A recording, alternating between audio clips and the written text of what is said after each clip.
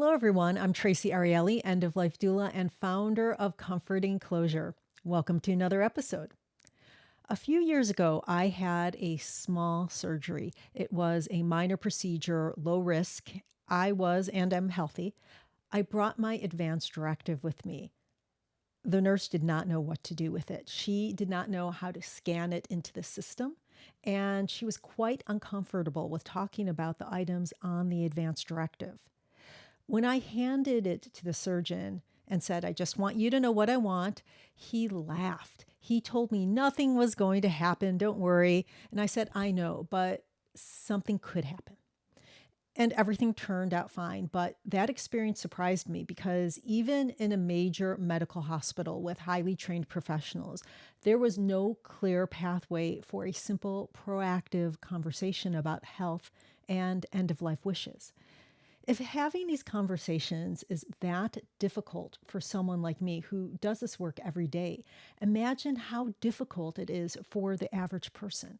We assume doctors and nurses will guide us. We assume our families know what we want and we have time. But assumptions are rarely guarantees. My guests today, Trish Rux and Jan Booth, are nurses, end-of-life doulas, and faculty with the Conscious Dying Collective. They are the authors of Dying Matters, 8 Conversations That Can Change Your Life. Their work focuses on the conversations that need to happen before a crisis hits.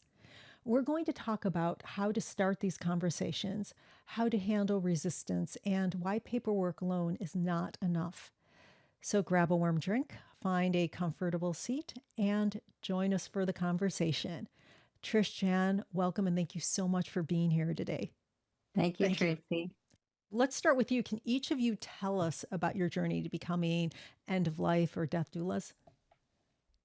Sure, I'll go ahead and start. I've been curious about death since a very early age as a child. And as a holistic nurse and someone working in a great inpatient hospice unit, I still knew that we could do better with death and dying. And I took a doula training course, and that really expanded my thoughts about death and dying. It expanded my practice. Interesting. Thank you. I have Trish and I both have some pretty similar paths with a few different twists and turns. I started in nursing and mostly in hospice and really loved that bedside work. And the only thing I think that could have moved me away from that, because it was such a good match for me of who I am and the kind of nursing I wanted to do. The only thing really that could move me away was this recognition that so many families, so many patients that we were seeing were completely unprepared for what was happening. And there was a lot of pain and chaos and confusion and people coming at the last minute into hospice. And after enough of those over enough years, I thought I want to work upstream. Not only will that be meaningful to me, but I think it's a good use of my years of experience and my perspective. So a lot of my work has been since then working with individuals and communities, working with nurses, and now in a doula program. It was interesting. Around, I don't know, 2015 or so, I was in grad school and I was studying the big picture of what was transforming in the culture related to end of life care. And these doula programs were just starting about that time, and I was really fascinated and took a doula course and saw, I think what's happening here is that we're trying to reclaim and reform something that we used to do, that people used to do, probably particularly women, but people used to do differently. So that's also been what's been guiding me, is this idea that transforming how we die is as much about how we rebuild community and this concept of community death care. So really grateful to be at this place where I can have a voice to some degree in this ongoing transformation. Yeah. And it's really interesting because you're right. We used to do it. It used to be done at home, and this was women's work, right? And But not only women's work, but family work too. You know, you'd have great grandma or grandma living with you, getting, you know, a person might, he or she might get sick, and the family would take care of them. And we would see that person get sick. We would see death, you know, and now that just doesn't happen. We just, you know, the person's in the hospital a lot of times and we don't see them getting sick and we don't see a person dying. So it's very scary the first time we actually see it. Lots of adults these days just haven't seen a death. Yeah. Yeah. And I think the other part that contributed to this kind of perfect storm is that it then got much more complicated to know when we were dying, because there were so many medical advances that could change the course of illness. Yeah. And so everything changed with these medical advances, including how healthcare practitioners like nurses and physicians, probably particularly physicians, were part of a whole new paradigm, and the skills and the capacities to be more of the kind of bedside presence and walking with people in a kind of softer, quieter way into the end of life, that really changed, because now we're, like you were saying, in hospitals, and it's hard to know where's the line anymore with living and dying. Yeah, and even you know, our illnesses are so much longer now, and we are living longer, as you said. But it's so interesting, because I remember even, you know, 5-10 years ago, and Barbara Carnes always says, you know, there are two ways to live, to die. You could die quickly or you could die slowly. You're dying one of those ways. And when I talk to my you know, I've had conversations with my mom. She always says, yeah, I'm going to die really quickly, just like your grandma. I'm just going to be here one day, have a heart attack, and that's it. And I said, yeah, but Mom, that was like 20 years ago. Things have changed. So 20 years ago, I think it was 80% of people died slowly and 20% of people died quickly. And now it's gotten to a point where it's like 10%, only 10% of people have really quick deaths, where other people are dying slowly, meaning that they have some kind of terminal illness that will extend their life, but they'll be living with that terminal illness. It seems to me like we should be saying we're death doulas, but we're also serious illness doulas, you know, as we walk with people over that longer period of time. Yeah. I always like end of life doula, just because it is a person's, you're not dead until one point in time. Until then, you're living. So hopefully that quality of life is as good as it could be. Now, I know that both of you have decades, as you've both said, of hospital and palliative care experience. And I'm curious about the book, which is fantastic, but why now? What prompted that, saying, okay, right now is the time that we need this book? Yeah, it's a good question. We had to ask ourselves that, because there are so many wonderful books out there. In fact, there's been a real significant increase in really good books about death and dying. So we had to ask ourselves, like, well, what are we contributing? And it came out of classes, in addition to other programs that we teach in. We did classes, Trish and I together, with small groups, taught kind of a holistic preparation for the end of life. And they were good classes, rich conversations, small groups of people. And we're thinking, this feels like a drop in the bucket, even though I know for the people in the class it was valuable. It felt like such a drop in the bucket. And the need for more people to be engaged in these conversations just was clear. And so we thought, well, what if we write a book that is about conversations and give people some of that same holistic perspective, you know, not just the care and comfort and the picture of healthcare and why it's so hard to die, but also talking about the heart and talking about the soul and the spirit and community and building community and all of that. So we decided that we would write a book that seemed to be mostly unique, and that felt like the right thing to do to contribute. And each chapter is a different conversation. And the hope is that people will take this book and engage with it themselves, but also with other people, because that is, I think, part of this, if you go from the big picture, what is transforming in our culture, where the pendulum is moving back from more isolation back to a real need and a hunger many people have for community.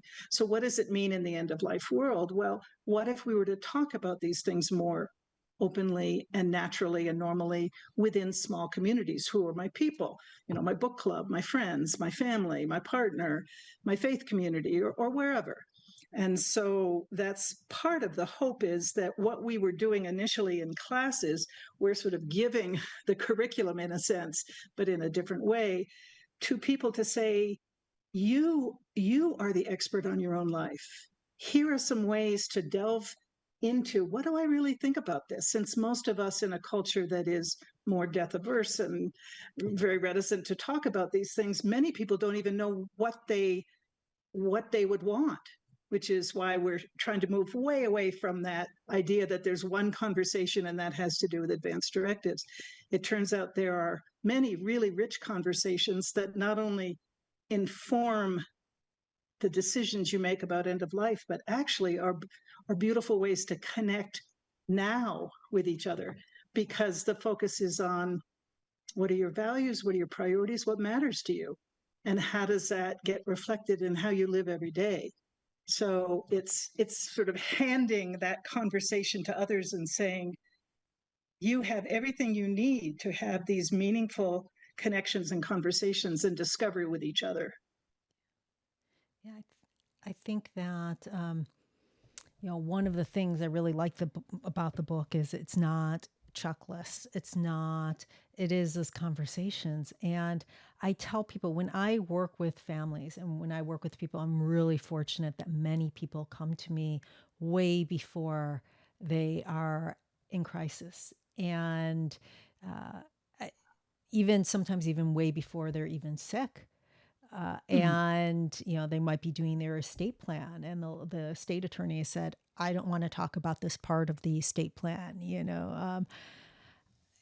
and to me, it's all about conversation about quality of life and what's important to you.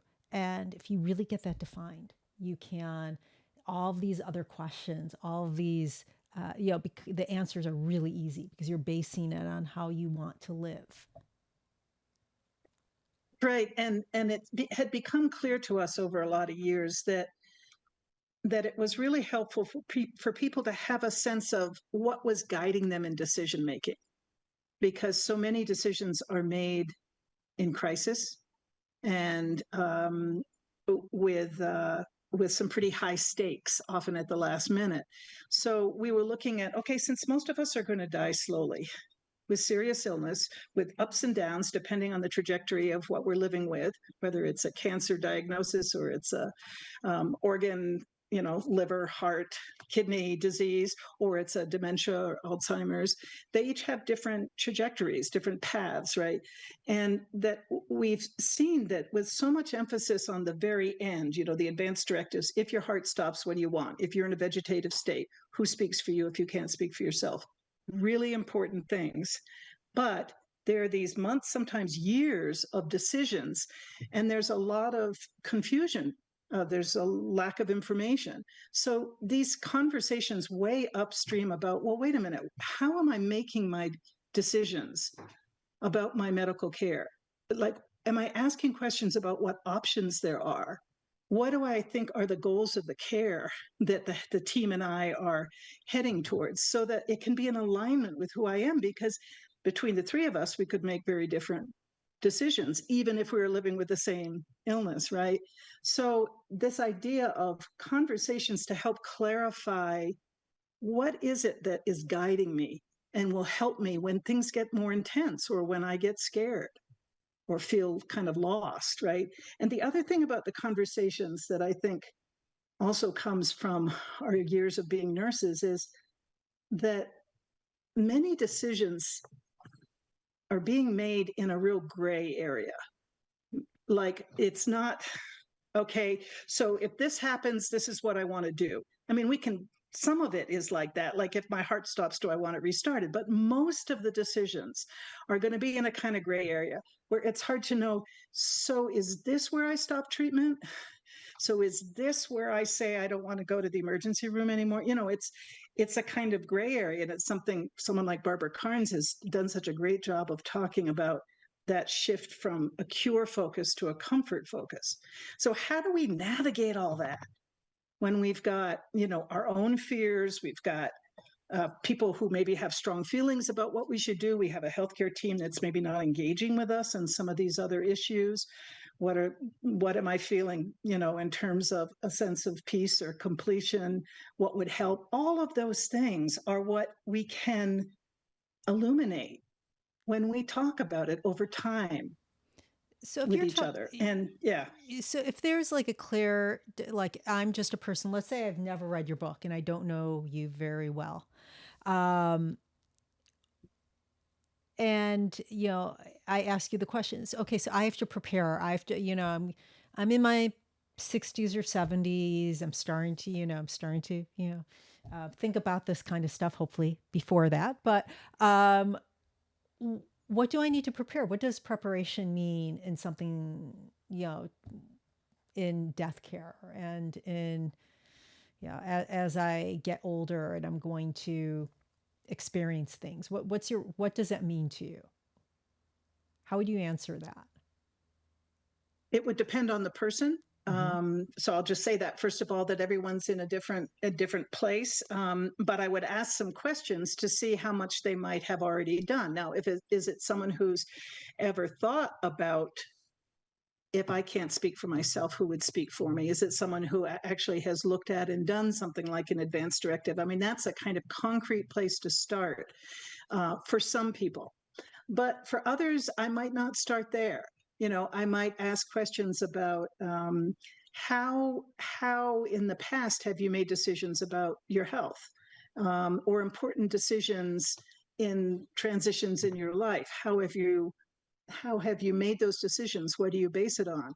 To sort of introduce slowly the idea that how you live the last part of your life is ideally is in alignment with who you are as a person, that you don't have to hand over your personhood to a medical team and sort of have them take it over. So for some people, I might come in a little bit of a softer landing of, in talking about preparing for the end of life, let's look at who you are and what matters to you and how you've made decisions. But for other people, I might focus more on, there's some really practical things that can make life a whole lot easier, like clarity about your advanced directives, like who will speak for you, and questions like, who do you imagine will be caring for you in the, as much as you know now, who is that care team?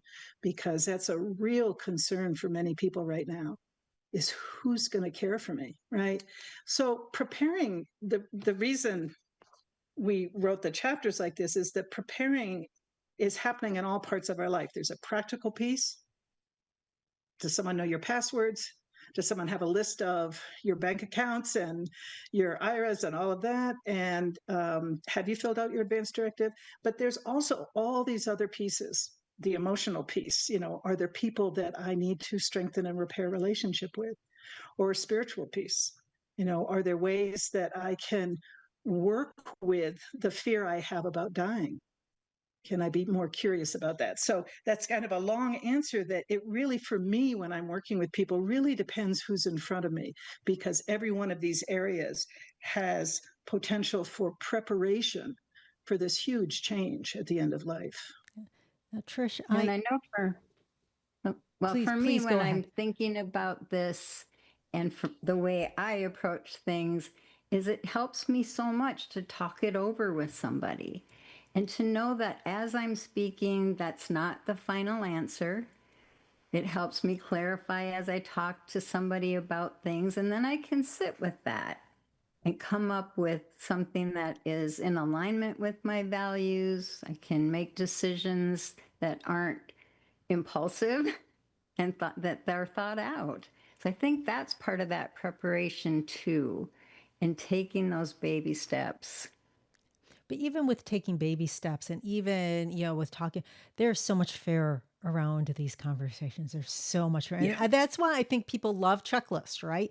We're just going to get this done, this done, this done, without the realization that it's great you have a checklist, but there are hundreds of other things that aren't in that checklist that are going to, or that might happen. And so you need someone that really knows you well they need to understand why you're making these decisions, what's behind them, how you like to live, so they can make decisions for you. Because if they don't know that, they're not going to make good decisions for you. But I'm really curious, Trish, since you've done this a lot, I know, and you've worked with people who just don't want to talk, like, yeah, this is scary stuff. How do you overcome that? How do you overcome people who are like, listen, I'm young, I'm in my 50s, I don't need to even think about this yet, or I'm, in my 60s, or you could be like my father, I'm in my 80s, I'm going to live to well over 100. I don't have to talk about this. How do you overcome that? Yeah, a couple different approaches, really, to say this is something that 100% is going to happen at some point in time and in a gentle way. And having people think ahead, what have they seen happen to other people? And what of that has struck them as a good thing, or I never want it to be like this for me, those kind of things. And to talk about how important it is for the friends and family, your loved ones that are going to be making decisions or helping you make decisions, for them to know what you want. That's an important thing.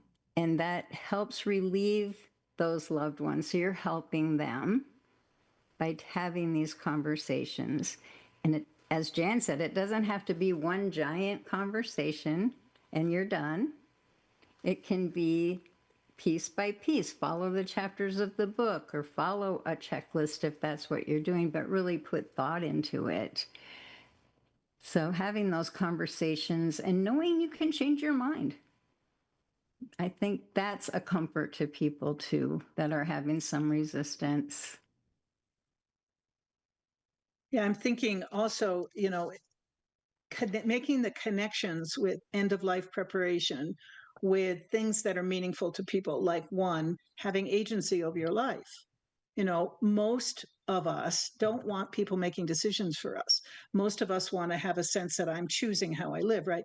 So helping people to see that that is something that, for the most part, can continue all the way through life, having agency. But in order to do that, there are things we need to talk about so that we can support you and honor you in that. And another thing I've seen be meaningful to people is to make a connection to this idea that, building on what Trish just said, it's a gift. It's a gift to yourself and to the people in your family, that this isn't made at the last minute. Because I think you're right, Traci, that so often, I hear this all the time, so often the resistance is, it's too early. I don't need to talk about that now.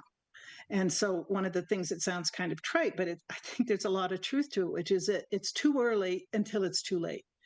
And so to help people with to just talk naturally about, it's uncomfortable.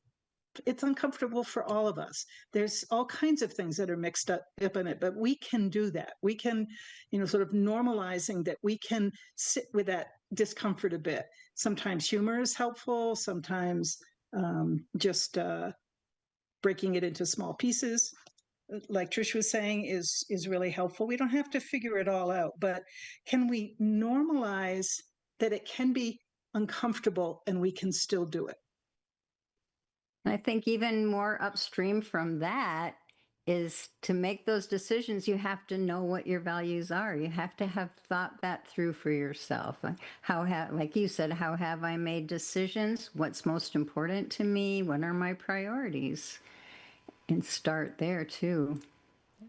I found that talking about, have they seen friends who've become ill and what's happened to them? And I remember I was talking to someone I was working with it was a couple, and the husband just was very uncomfortable with we were talking about housing, very uncomfortable. And I said, either you're going to talk about this now, or there's going to be a point where you can't tell people about these decisions or what you want, and then decisions are going to be made for you, and you don't want that. You do not want that. And I see it with my parents too, when we're starting to have those conversations when one of their friends falls ill. Those conversations now are starting to become a little bit easier because they're seeing it and they're seeing what they do and don't want. Yeah. That's a wonderful point to say to people, make the decisions while you can make those decisions. Yeah. You know, whether it's about where you want to live, who you want around you, all of those things. And I think one other thing we have found helpful is the more we're clear about what our values are and what our priorities are, then when we're talking about change, like going from the house you've lived in for 50 years into an independent living apartment somewhere, let's say, right? And all the resistance to leaving the house for all kinds of good reasons. But if we're a little more clear about what someone's values and priorities are, we can find how those values and priorities are still going to be true in the new situation. Like the change itself is not a reason to lose your values. If a value is that I want to make decisions for myself, then that value, we can speak through those values in helping people navigate change, which I think is hard for many people, especially as we get older. Yeah.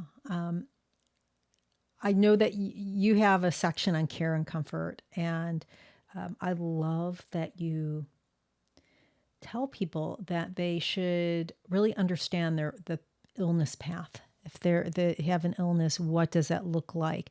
We never think about that. We really don't. We just think we're going to get, the goal is to either get better or to not, or the other way, or we're going to die, right? So, but there is this path, and every single illness has a different path, and people have different paths within those illness.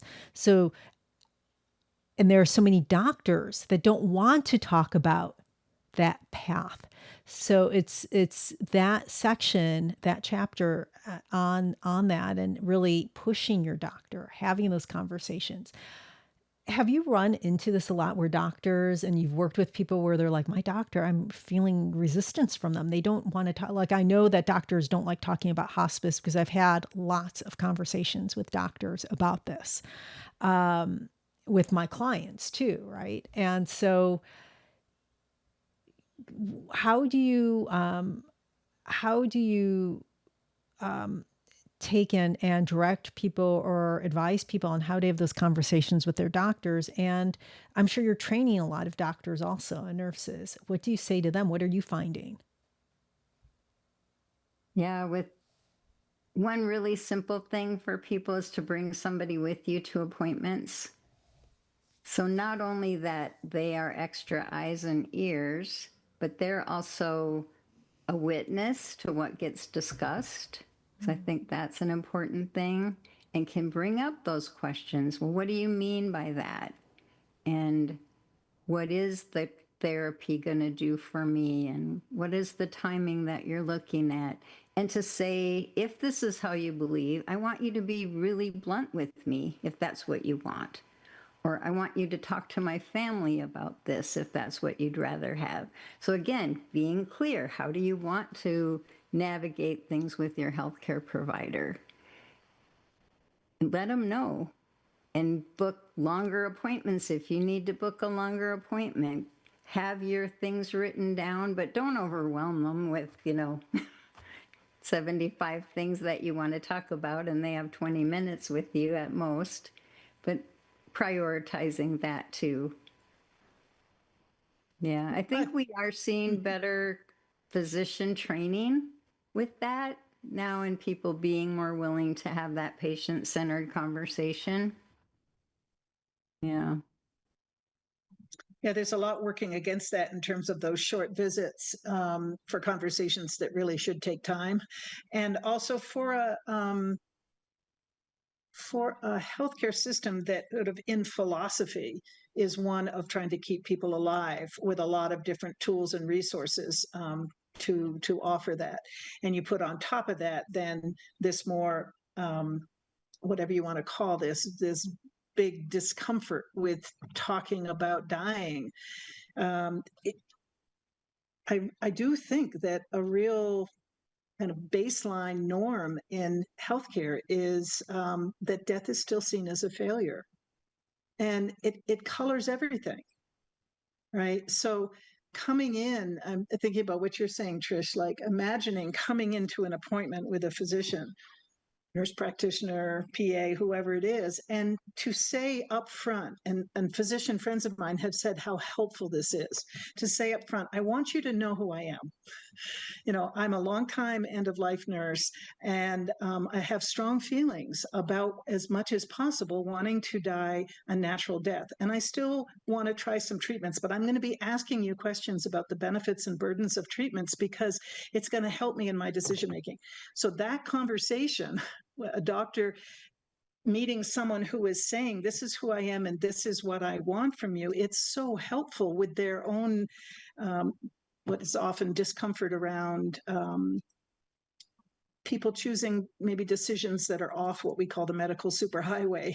People who are saying, I might want to take an off ramp, or so I think that is also can be a gift to the medical team when we have more clarity about that, because that's a whole nother conversation. But why is it in healthcare that we're not able to accept and speak easily about bodies dying and allowing that natural death?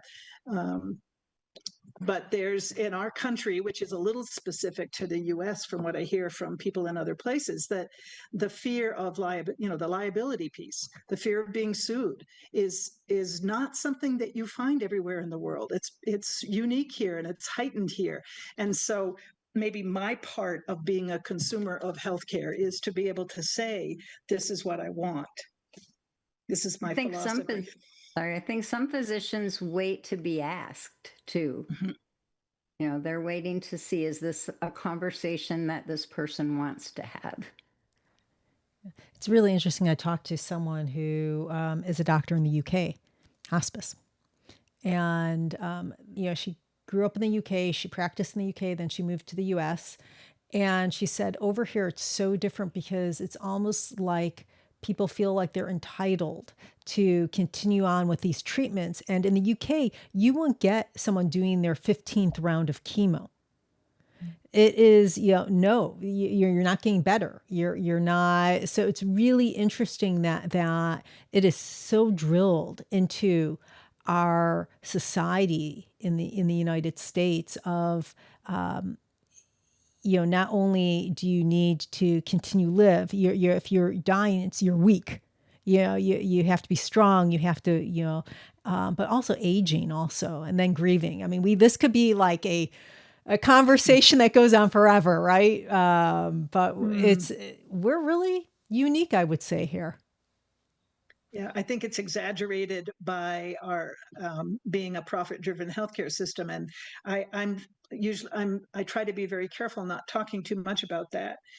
However, I think it is a piece of it, and it gets complicated also with the idea that death is a failure and that we can do so much. But there is a big difference between a system that is driven, by profit, and a system that is more of a nationalized system. And we like having our choice in this country. And there's some wonderful things about that. And there's a whole kind of shadow side, which is, at what point do we have a more honest conversation about a body that is trying to die? Definitely. I know that in the dying process and in the book, you get very specific about how we're dying and what comfort means, and looking at all of these different facets of that, from the light to sound to who do you want in, from sense. And when I work with people to set up the room that they want to pass away in and they want to die in, we talk about this too. Why do you think that these details, why do they matter so much at the end of life? I think people assume that person's dying, they're not going to care. I think it matters. It helps to make the experience more sacred, to bring that about. It speaks to that person's wishes, if they have said what they want. And it's really the things that family remembers at the end, in my experience, to say, oh, it was so peaceful, the light was so low, and that music was perfect, and the essential oils made such a difference. So things like that, those little details really matter. You guys have seen it both ways, right? You've seen people who Yep. just have, like, we get called in, my loved one is dying. Can you please come over and help? At the last moment. Can you talk about those differences so that listeners can get a understanding of what you mean, like those differences and how they really affect not only the person who's dying, but the family? Yeah, I'm thinking of the shortest patient contact I had, or client contact I had, where I was called like that. We're drowning, we don't know what to do. And the place was not tidy. Things were not sacred in any way, except for some little twinkle lights that were there that they knew she liked. And it was a matter of, we need to get a hospice consult in here right now. And she was in an inpatient unit within about 6 hours and died the next day. Versus having that time to plan, to say, not only what kind of music might you want, but how often do you want it playing? Do you want some flowers? That lady didn't have any flowers at her bedside. She had people that loved her and cared about her, but there weren't any of those little details to make it feel sacred. And you do what you can as a doula, as you know, Traci. You bring out your pretty cloth and you clean up the space and make it tidy, and maybe have a candle and, things like that you pull out of your doula kit, but you're on the fly and you don't know for sure. And from a group experience, the difference between it being a crisis, only a crisis and a tragedy, and it shouldn't be happening, and there's just chaos. That's sort of that feeling of, we've been trying to stop this for a long time and we're not stopping it, and no one knows what to do. I've been around a few of those kinds of deaths, and it's really hard to watch, because so many opportunities are lost because it's in crisis, high alert, executive function is totally flooded, people are depleted. So it's hard to find anything meaningful in that experience, let alone sacred or something you're going to take from it into the future, as opposed to a more thought out, what is right for that person, like Trish was just describing. So there's and every one of these questions you're asking, it's like there's two levels of, or probably more than that, but two levels of questions. One is what's right for the person and the family, and how do we help them to see that dying, when it is the dying time, it's not just a medical event, and the dying of the body, but it's a family event, it's a communal event, it's a spiritual event, it's relational, it's sacred in its own way, however you look at that. And the other level of that is that the culture, we're trying to not only change on a kind of micro level of every person and family, but we're also trying to help a culture to shift away from dying as a failure, and aging is an embarrassment, and asking for help is not what we do in our culture. I mean, all of these things are really impacting at the micro level of each one of us with our families. So what's interesting to me about the time that we're living in is that people are talking more about this, and just even looking at all the individuals coming into all the different doula programs and going back out into their families and friends and communities and bringing that change with them. and that shift with them. So that gives me a lot of hope, because when this macro level of the society and culture starts shifting more, it makes everything easier down here at the level of sitting in front of my doctor, talking with my partner, talking to my adult kids who don't want to hear the conversation, you know. So it's just kind of a fascinating piece for those of us who like the big picture, to see that transformation is happening slowly at both of those levels, which is going to make more possibility for these times at the end of life to be something that are not only meaningful in the moment, but that we carry with us, and how we grieve, right? I mean, you were alluding to that a little bit ago, Traci, like how we grieve and our experience of grief is so tied to what the experience of the dying was like. And when it's chaotic and there's family dynamics that never got dealt with, and fighting and conflict, it impacts how I make meaning from that and how I carry my emotions and my grief forward. Yeah, that story that you tell after someone you love died, you know, Right. how was that, and what happened, and was it peaceful? Was it awful? Was it? And we hear all those stories. Yeah. And I like how when we talk as doulas, we look at the entire picture. We're trying to change what the stories are told in society and how people talk about this in our society. But at the one-on-one level and on the, even the family level, it is a sacredness, as you said. And it's not only the environment, which I think sets up everything else. I honestly do. It is, we live through our senses as human beings. We live or try to live through our senses if we're present. And that makes a difference. I love that you call out spirituality. And spiritual in your book, I know you really try to, it's not religion, it's spirituality. And so what does that mean for each person? Even the scientist. What does what does that mean? And so I want to talk about that a little bit. And I also want to talk about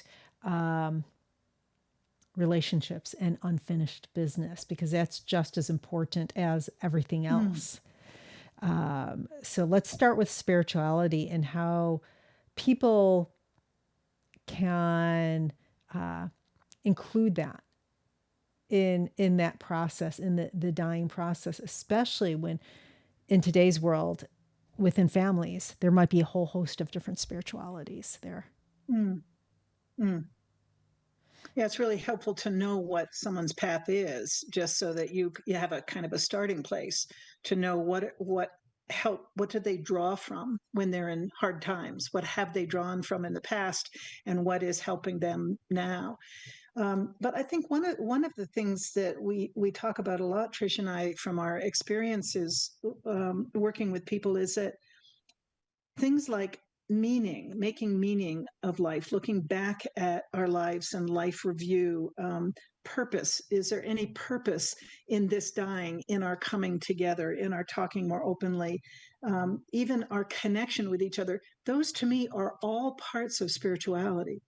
I mean, that these things intersect. It's the world of relational connection, emotional connection, but it's also this spiritual realm can also include meaning and purpose, and working with regrets that we may come into the last part of our life with. And what is it that helps us to be what most people say they want, and that is more at peace in the last part of their life?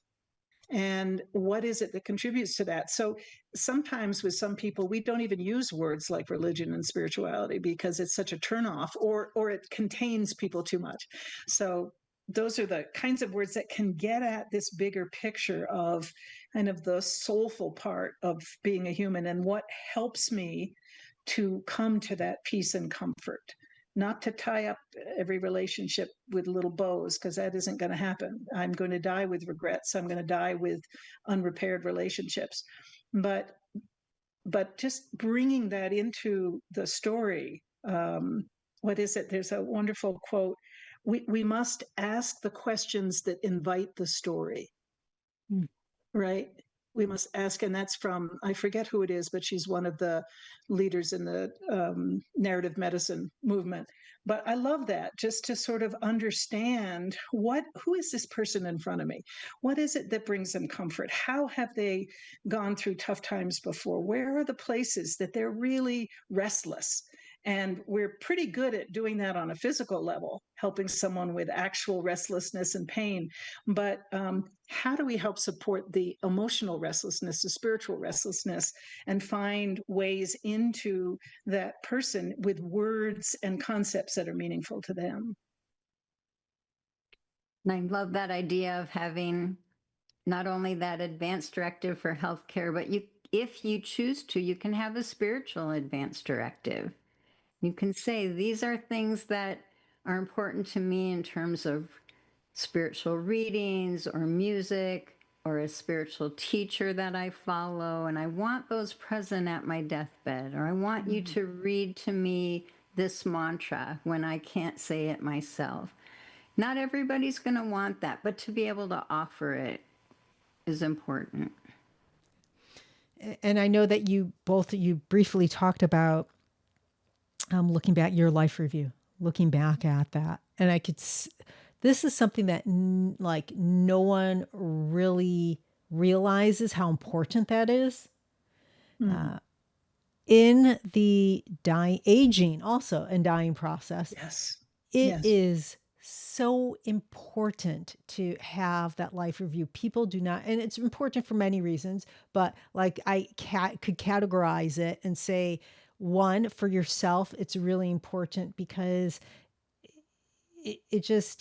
every single person I've sat bedside wants to talk about their life. That's for yourself. It's for your understanding. And then the second is your family and them learning about you and their heritage. That's their ancestry. They're, when you're gone, they're not going to know that. So important. People always miss it. Something that I find meaningful is to think about, so human development, the life spectrum, right? And we talk about tasks of development for kids, babies, kids, teenagers, young adults, et cetera, retirement and all that. And for many people, it then kind of falls off after that they don't realize that people who study human development include the end of life as a meaningful, purposeful stage of being a human. Since most of us will live to be older, most of us will die slowly, right? So a task of development that some people have named is life review. And it doesn't have to wait until the end. I find myself doing it more as I get older, right? Like, what was this all about? What went well? What didn't go so well? What did I learn? And it's a way of putting a kind of shape to what my life was. And I think it also can contribute to some of that sense of closure or peace in your heart and soul. But also, kind of what you were, I think, alluding to, Traci, is it can also be part of the legacy that we pass on, whether it's through stories or we record some of this, or our extended family is part of these conversations. We don't wait to put them off. We start asking the elders questions at Thanksgiving or holidays or summer vacation or visits. And some people write things down in an ethical will or in some book form of, this is what I have lived my life by. These are mistakes I made that I wish I'd known differently. These are things I'm really proud of. These were some turning points where I had to draw and dig deep to kind of get through it. And I want to share that in case it's meaningful to the people who will be living past my death. You talk, as I said, this isn't a book of checklists. It is a book about having conversations. And so having conversations with people makes it easier for when you can't make decisions for yourself or you can't speak for yourself, for other people to know what you'd want and to make decisions for you. But we know that not everyone's going to be in the position the legal position to make these decisions for you. Specifically, health. So you have to call out like a healthcare proxy. Actually, I say 2 to 3 healthcare proxies you should call out and have these conversations with. I find that many times people automatically go to maybe their spouse or their oldest son or daughter without really thinking, should that person be the person? We know everyone loves their children and their spouse. We get it, but sometimes they're not the right people. Can you give any advice to people about what they should be looking for when they're looking for a healthcare proxy? Yeah, I think an important piece to that is what's the emotional burden that person might carry if they are your spouse or your child, and are they able to make decisions that honor your wishes? And if they're not, or if that's a burden to them to lose you and to make an important decision like that, then choose someone else. Choose somebody that can honor your wishes completely, that you've talked with, that knows you well, and somebody that can speak openly in a chaotic situation or a tense situation with the medical team and say, hold on, that's not what she wanted. And who could do calmly. Yes, she does want this, Yeah. And who could be assertive, but could also do it calmly. Yeah, yeah. And speak up and not be afraid. Right. It's that fast-paced environment, and the norm is to go with what the doctor recommends and exhaust all the options, but that might not be what your person wants. So choosing wisely is important. I would say that's the number one thing, is to choose those people wisely and have lots of conversations with them over time.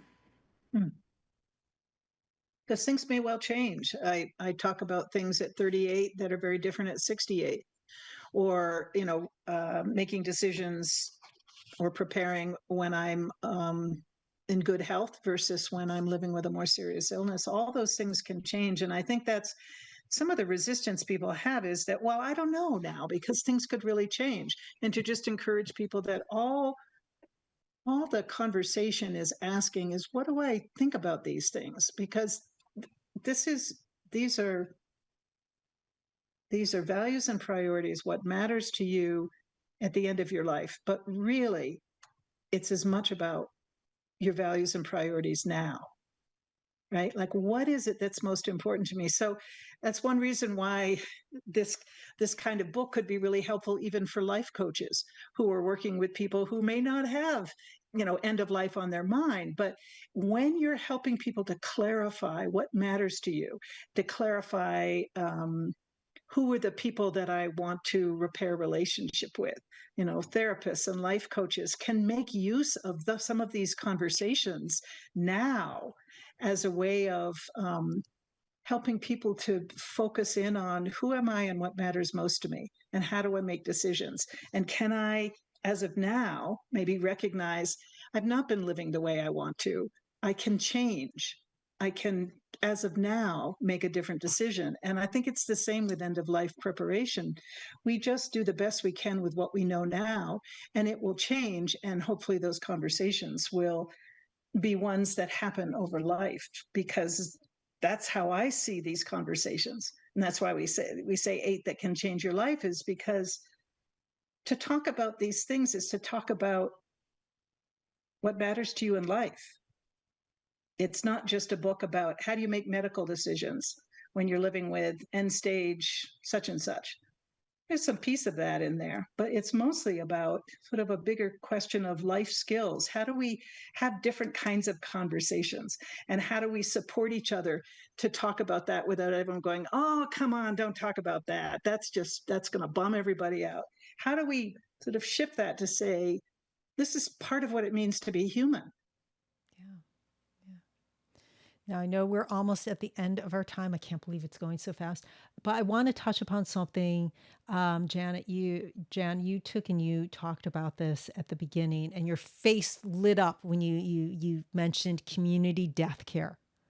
So let's talk about that just a little, because I really believe that is where we're heading towards.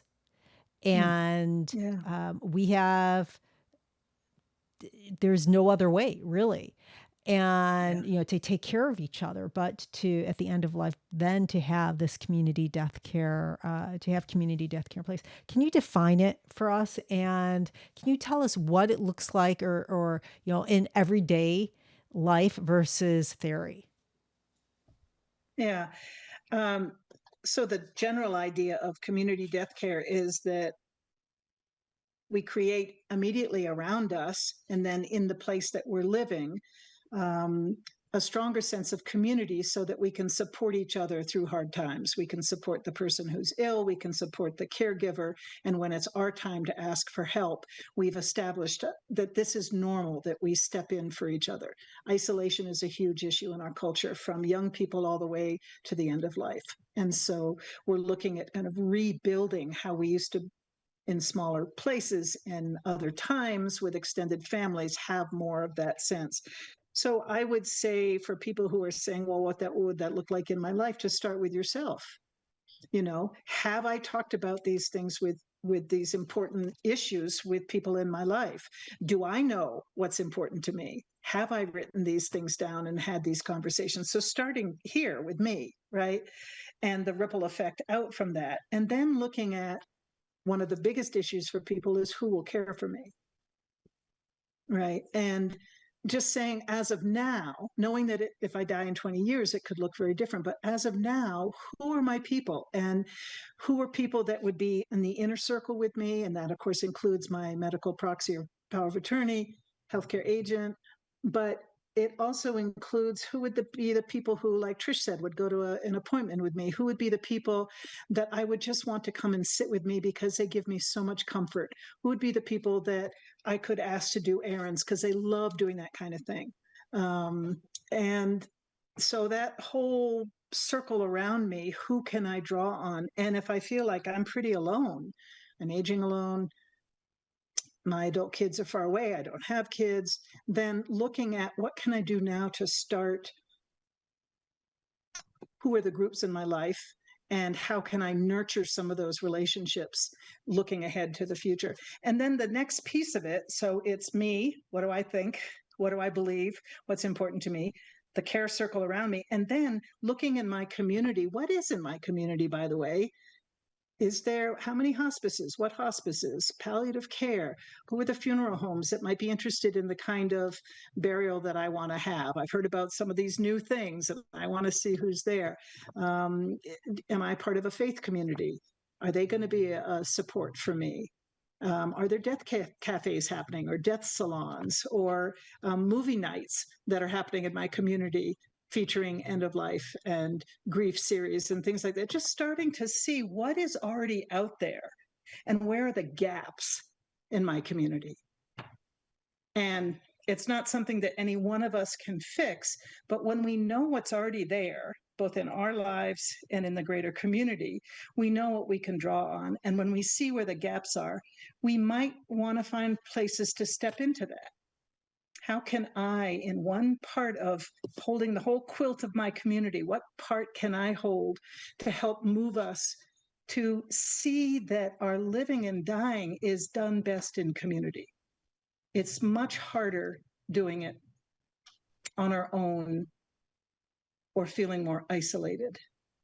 So, Trish, would you add anything to that? That was well said, Jan. I think it's all of the things that you just said, and that higher level piece as well. So if there's not much, can I start a book club of death and dying books? Can I start that movie night? Can I get my faith community to do the discussion guide that's in the back of our book? And things like that. And this is going to be, the work of transforming a culture that has gotten quite isolated and living more in silos. We're at least recognizing and talking about it. I mean, I remember listening to this wonderful conversation from the former Surgeon General, who said that the loneliness epidemic is one of the most important pieces of public health, right? So we're talking more about it. But this kind of transformation with a culture that is so very different than it was 70, 100 years ago, where we did live more in extended family and we weren't living as long and with so many complicated diseases, like we're partly rebuilding, but it's also, I think, going to be a new concept of community. We're not going back. We're not going back. We don't have a choice. So what does it mean now? Yeah. Say that again. I said, we really don't have a choice. If we want to live and die well, we have to take care of each other. Yep. And because no one else is going to be there. I certainly do not have faith in our government to take care of us. So it is about our communities, those people. And there's a whole part of that is, I think, probably the harder part of the conversation, which is our discomfort with being vulnerable and needing to ask for help and not being independent. And so, again, there's a sort of our level of it. And then there's a kind of bigger picture of how can we have aging and living with serious illness and dying being something of value and not something that we're either embarrassed about or we're just completely flummoxed by or feeling like, I don't know, I'll deal with it later, right? Like, how can we talk more? I mean, I keep coming back to the word human and humanity. It's like it's part of being human. The human community is what has gotten us through this in the past. We've been dying from the very beginning of humanity, right? So what has worked well in the past from what we've learned? And can we draw on some of that as well and not feel we have to recreate something in 2026? What have human communities done? So, it's a really interesting, both, again, here we go, the micro level and the sort of bigger level of transformation. Transformation is both my own and a cultural transformation of being willing to see ourselves differently in this American culture that has really emphasized maybe the opposite of values, independence and not talking about hard issues and being super optimistic. Those are wonderful qualities that it turns out don't serve us as well when we're building death caring communities. I can put that on a little bit of a personal level. I'm in a group where we've covenanted with one another to share care. And we're all older. Many of us are single and kids far away or no kids. And it started out like, I need a ride for my colonoscopy, or I need a ride for cataract surgery. And that's where it has started. And now we're more comfortable asking each other for help. Now we have a more serious illness with one of our members. And it's like, I can come and sit every Friday. I can come and help with XYZ. And we're just getting used to asking and receiving. That's nice. Yeah. That is so beautiful, Trish. And I'm really glad you said that, so that we can all remember that we can start today in small ways, taking one step. It's a big thing we're talking about when you talk about the transformation of a culture.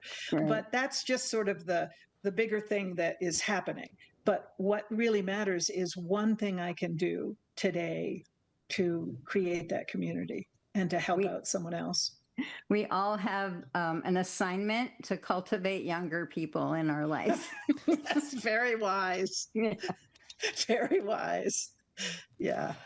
Well, Trish and Jan, I really want to thank you for both of you for being here today and really giving me your gift of time. It is a gift and I really appreciate it. Question, where can people find you and learn more about your work? So you can reach us via email at info@deathdoulas.com. And deathdoulas.com is a website that has information about our book and some downloadable free PDFs for doulas and other healthcare professionals on how to use the book. So those are good ways to reach us. Thank you. Listeners, there's a quote in the book that I love. Talking about sex won't make you pregnant, and talking about dying won't make you dead. We avoid these conversations as if saying the words are going to cause the outcome. Big surprise, it will not. What silence does cause is confusion, conflict, and unnecessary suffering. One clear conversation can change that. One honest discussion about comfort, values, and who will speak for you can lift a burden from your family. Do not wait for a crisis. Choose one person, schedule one conversation, start there. Thank you for joining us. If you have any questions, please comment below or reach out to me directly. And if you've found this conversation to be helpful, please like, share, comment, and subscribe. This is Traci Arieli from Comforting Closure, wishing you peace and comfort in your journey. Until next time, take care.